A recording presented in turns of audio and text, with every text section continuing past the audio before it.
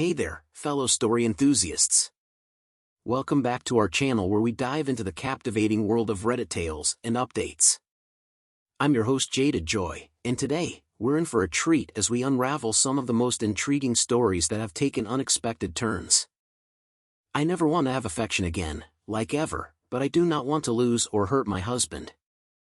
I've been struggling with this for over a year. From you/struggling wife 1234. I, 29F, am married to a man who we shall call John, 30. I have been to doctors, therapists, asked around online about solutions, but my affection drive is just flat dead. Nothing brings it back. Nobody has had answers yet. I am in perfect shape, so is he. I haven't lost love or physical attraction. No body dysmorphia, hormonal levels are fine. I am not on hormonal birth control. I don't take any other medications. I tried stupid online bullshit and snake oil, but I think deep down I knew that stuff was never going to work. We have been together for 7 years, married for 3. We are happy, we have a home and good careers, 3 wonderful dogs, and our families get along. But I just cannot stomach the idea of ever having affection again. It makes my skin crawl thinking about it. I have either been making excuses to put it off or just grinning and bearing it when he was clearly just riled up, and I didn't have the heart to look him in the eye and say ew. I literally have a cry the next time I am alone. I was his first, he wasn't my first. I taught him how to be my lover. Everything was fine for over 5 years. John is considerate, takes his time, makes sure we both have fun and feel satisfied. I feel so awful even considering talking to him about it. Before last year, we had done it nearly every day. Over the last year, my affection drive has slowly died. I think that I just do not want to have affection, ever again. Is that so odd? Why is that so wrong? How do I approach this with John? I plan to sit him down on our next day off together, which is in 5 days. I have that long to decide what to do. I can't do this to him or myself any longer than that. Is it right for me to unilaterally cut that part of our relationship out? I do not think so, but everyone says that I shouldn't be forced to do it just to keep my marriage, which sounds like crap based on the other posts here. I know affection is important. I don't know what to do next. He has been completely in the dark on this because I'm scared of divorce. I don't want him to think I don't love him or think he's unattractive. I'm scared to hurt my best friend. I don't want him to resent me or feel trapped. Just any advice, please. I feel like I am about to burn our entire lives down. Update. I decided to talk to him sooner rather than later and took a few days off from work to sort this out. I think he might have left me over the line to him for your part. I am mostly just venting, but if you have thoughts, by all means. I do not think there's anything I can do alone to fix this. John was not angry at first, but made it clear that he would not support being in an affectionless marriage. He was also a bit annoyed that I asked if he would be okay sleeping with others. He is one of those super honest people who hold their values quite strongly, which is one of the many things I respect about him. There were a lot of emotions. He walked around the neighborhood a few times, would come back in and ask questions, then leave again. He goes on walks to clear his head. This is not strange. He was angry after I told him how long I had kept this to myself, and to be clear, he asked for a timeline. I told him about the doctors, snake oil, and the therapy. I knew he was going to be mad, but John was red and absolutely silent. I've only seen him genuinely mad once before, and it quite literally paralyzed me to have him look at me that way. John has never, and will never hurt me, but he never made me feel small or vulnerable. His size always made me feel safe, but in that moment I felt different. He just walked away, got his laptop bag, and said he was going to a friend's house.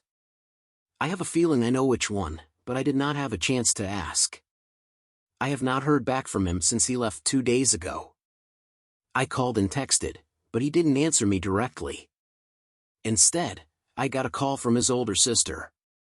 She asked me to just leave him be and let him work things out for the moment. At least I know he's somewhere safe. She asked me what I did to upset him so much and I, foolishly, told her the truth.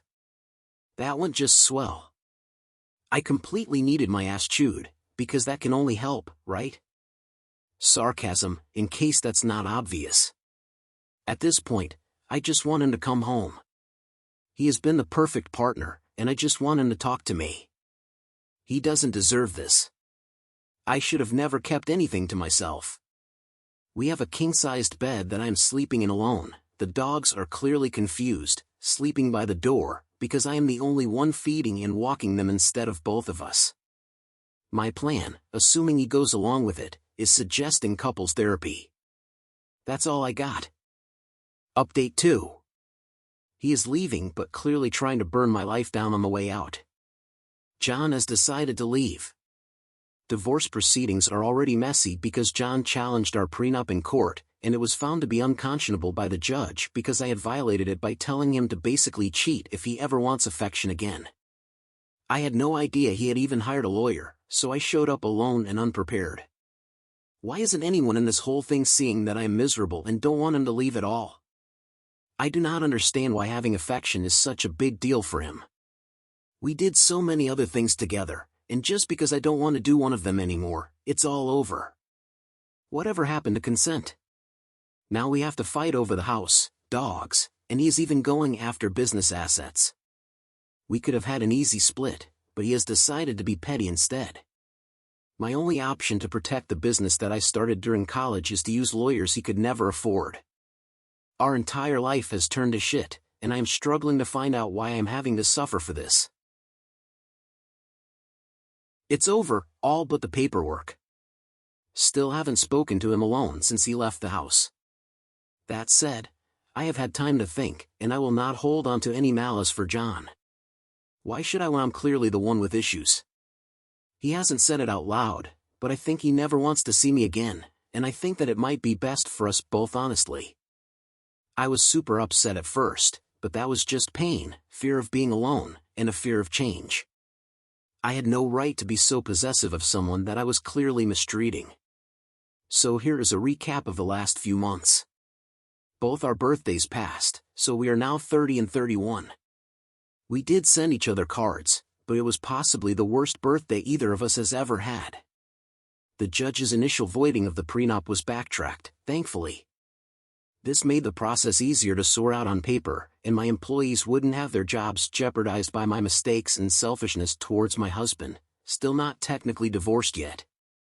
Marriage assets split. We are each taking one dog. Oldest dog passed, not unexpected, she was an old girl. I am buying out his interest in the company using personal funds, which boils down to giving him private assets or money equivalent to half the value that the company has created in the span of our marriage, which is about 10% of the total. I could have fought on that, but I don't want to, and it wouldn't be right to.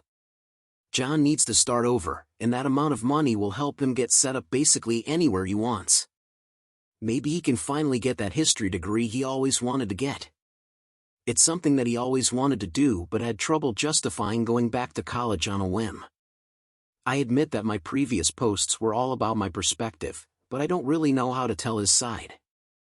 I don't know what to do about that other than to chill and not act like I'm the only one hurting here.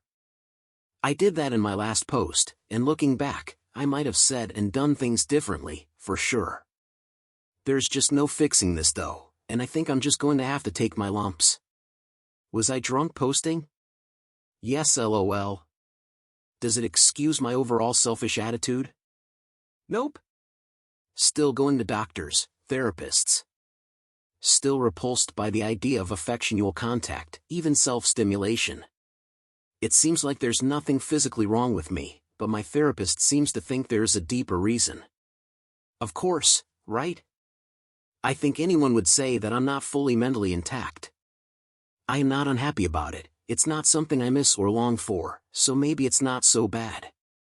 Our mutual friends are mostly not picking sides, which is nice. There are a few who called me out on my selfishness and others who are extra dramatic and think John has gone off the rails and it's his fault or my fault as if it matters at this point. I will always feel like trash about this, and John will continue to hate me.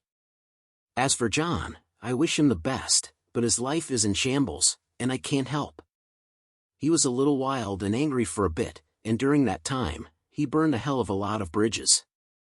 Both our families thought for a while that he had treated me badly in the marriage, but I kept having to set them straight and say that I was the one who messed up. He moved to a neighboring outskirt town of the Metroplex. It's a nice little house, but the last time I was there, it reeked of alcohol, so I have not returned there. I did mention that to his mom, and she's helping him through a program.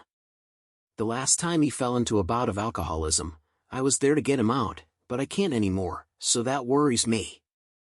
The only time we made any physical contact since the fight was to hug it out after Lila, our old dog, 13, died.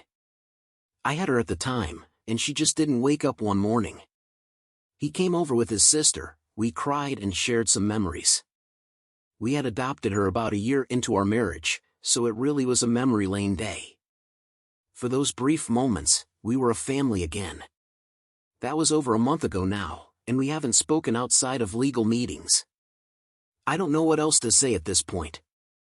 There's only so much to say once all the papers are done, so I might just update my account with my solo journey. Who knows? I won't be going back to work anytime soon. I hired a COO so that I don't have to actually work as much anymore, so that'll be nice. I can take a breath and decide what needs to be done for me to be truly happy again. Maybe I can't be happy like I was.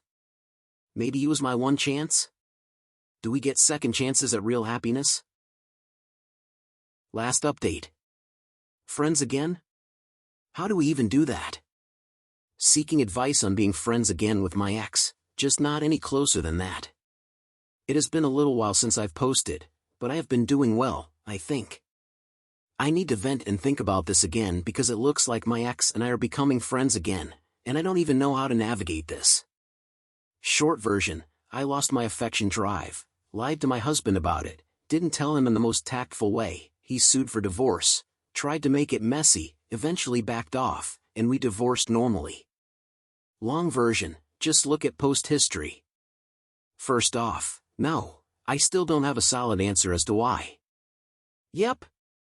12 doctors and no answers. I am just broken for now. Even if I had an answer, I cannot imagine a way to explain this without it sounding like making excuses. My ex and I have both had some time to simmer, get over the suit, and actually talk, with a therapist present, obviously. This was nice because we both needed closure and agreed we needed more time than just blowing up and splitting with a messy suit and torn relationships. We were a huge part of each other's lives, but it's still so hard to imagine never seeing each other again. I really hurt him. He was right to be upset, especially because I didn't exactly phrase anything correctly, and it came off to him as an accusation. He lashed out as well, but honestly, I am not sure it was an overreaction. One thing that came out of the sessions was that we started chatting outside of the therapist's office.